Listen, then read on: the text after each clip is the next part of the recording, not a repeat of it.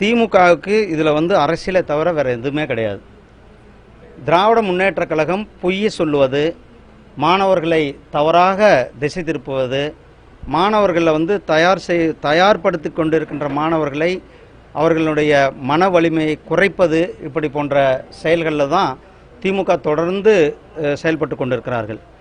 நீட்டை பொறுத்தளவுக்கு நீட்டை கொண்டு வந்ததே திராவிட முன்னேற்ற கழகம் ஆட்சியில் தான்.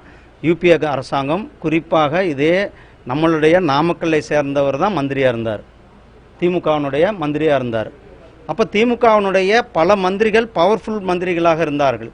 கேபினெட்டில் அப்ரூவல் கொடுத்தது திமுகவினுடைய அமைச்சர்கள் கொடுத்தாங்க.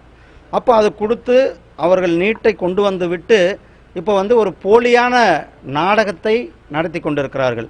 ஏன்னா இன்றைக்கி அதிகமான நீட்டில் இன்றைக்கி அதிகமாக பாஸ் செய்து கொண்டிருக்கிறாங்க நம்மளுடைய ஏழை மாணவர்கள். அதுவும் அரசு பள்ளிகளில் படிக்கிற மாணவர்களுக்கு எங்களுடைய என்டிஏ அரசாங்கம் போன அதிமுக தலைமையில் இருக்கிற தேசிய ஜனநாயக கூட்டணி 7.5% இடஒதுக்கீடை கொடுத்து மாணவர்கள் எல்லாரும் மருத்துவர்களாக வேண்டும் என்ற அந்த உயரிய நோக்கத்தோடு நாம் செயல்பட்டு கொண்டிருக்கிறோம். ஆனால் திராவிட முன்னேற்ற கழகம் எதில் நீங்கள் அரசியல் பண்ணுங்க, ஆனால் எதில் எடுத்தாலும் அரசியல் பண்ணக்கூடாது. ஏழை மாணவர்கள் அல்லது நீட்டுக்காக படிக்கிற மாணவர்களுடைய வாழ்க்கையில் விளையாடுவதை திமுக நிறுத்தி கொள்ள வேண்டும். ஏன்னா அவங்க தான் இதை கொண்டு வந்தாங்க. அதுக்கு பிறகு சுப்ரீம் கோர்ட் ஆர்டரு, இது வந்து பல இது இருக்குது. சுப்ரீம் கோர்ட்டினுடைய உத்தரவை நாங்கள் நடைபெறுகிறோம்.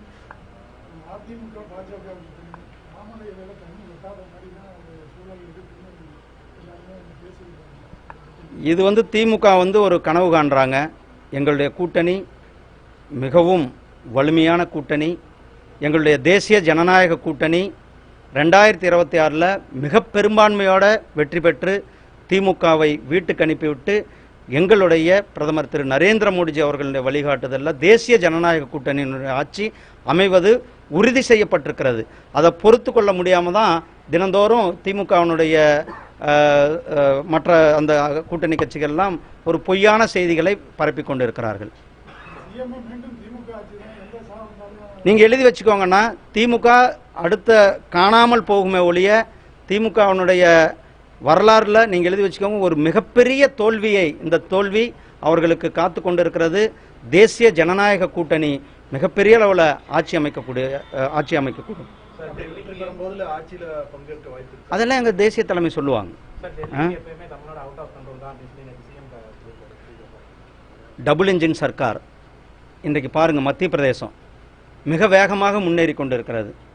டபுள் இன்ஜின் சர்க்கார் ஹரியானா மிக வேகமாக முன்னேறி கொண்டிருக்கிறது.